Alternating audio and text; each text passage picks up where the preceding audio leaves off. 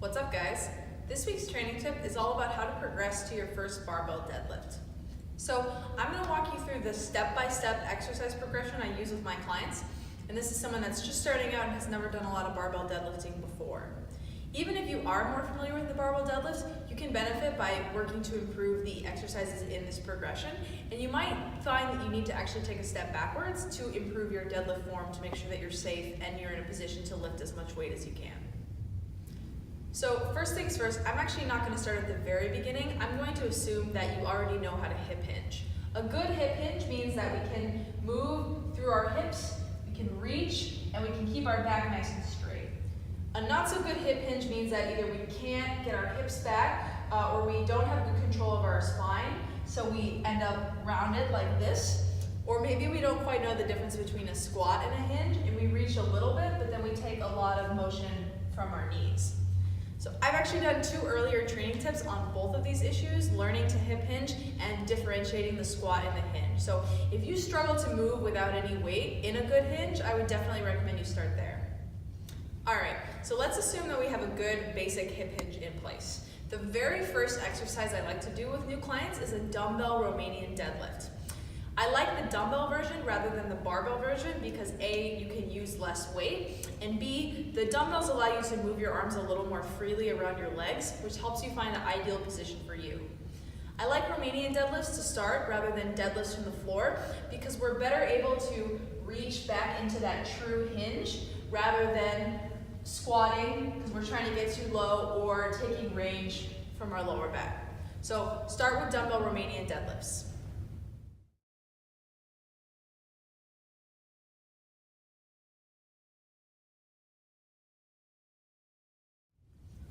Once we've built a solid foundation with Romanian deadlifts, the first deadlift from the floor variation that I use is a kettlebell deadlift. If you don't have kettlebells at your gym, you can use a dumbbell just standing up this way, or you may just want to skip to the next step in the progression.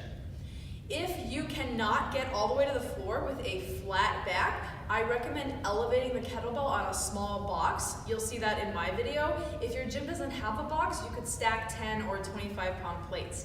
But basically, you want to find a height where you can get down while still keeping your back flat. So if you have to get like this, or your back is rounded, to pick that weight all the way up from the floor, be sure to elevate it a little bit.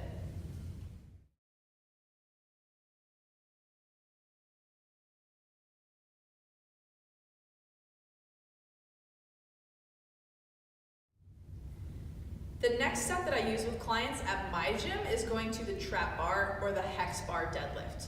If you've never seen a trap bar, it is a bar that's shaped like a hexagon or an octagon, and you stand in the middle of it. It has elevated handles to the sides. I like this for a couple of reasons. Similar to with the dumbbells, the position of your hands at your sides instead of in front of you just allows greater ease of movement for most people. I also like the trap bar because it's going to be higher off the ground than picking up a barbell from the ground.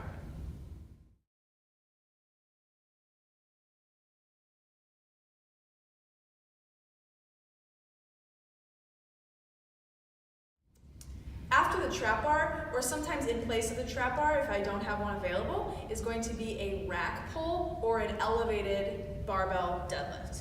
Now, a rack pull is a deadlift that's set up in a power rack where you take the safety bars and you put them typically just below your knees or at mid calf, and you're going to set the bar on that height, so you're going to be doing a deadlift, but it's not going to be all the way from the ground. An elevated pull, or sometimes called a block pull, is basically the same thing, but instead of putting it in a power rack, you're going to put it on top of little blocks, or you could stack like 45-pound plates here and set the bar on top. The biggest difference between these two is that with a block pull, you're going to be able to take the slack out of the bar, which is a really important step in executing a good full deadlift. In a rack pull, you're not going to be able to do that. So if I had to choose between the two, I would probably pick the block or elevated pull, but you should work with whatever equipment is available at your gym.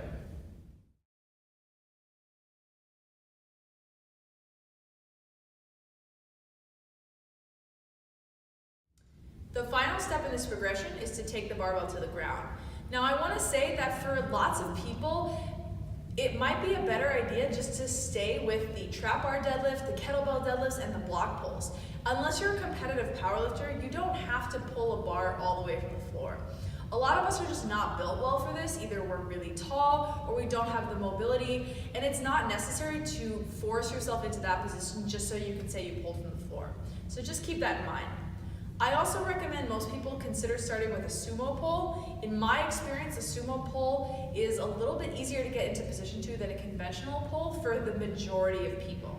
So if you find that when you're conventional deadlifting, you always end up with a rounded back at the bottom, you will be able to get a little bit lower in a sumo position, and it's not as much demand on your lower back. So a sumo position would be that wider stance where you're having your hands inside of your legs and you're almost squatting down to the bar. So if you look from the side, there's just a lot less mobility required of my hips than in a conventional deadlift where the hands are outside the legs. I have to get my hips much farther back. So if you struggle with conventional deadlifting or you've struggled with it in the past, try sumo pulling. You might find it feels a lot more comfortable.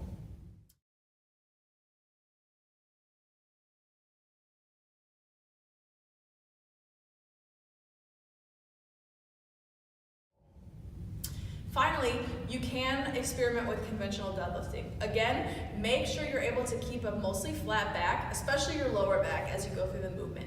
If you can't, consider focusing on one of the earlier steps in this progression.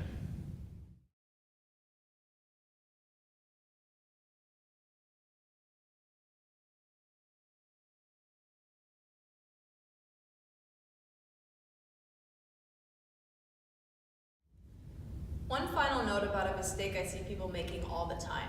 If you're going to do a barbell deadlift that is elevated on blocks or from the floor, you should always use full-size bumper plates. If you're using little 25-pound plates or even 10-pound plates, you're adding several inches to the length of your pole. That's going to make it much harder for you to get your hips back and keep your back flat and all of the things that go into a good deadlift.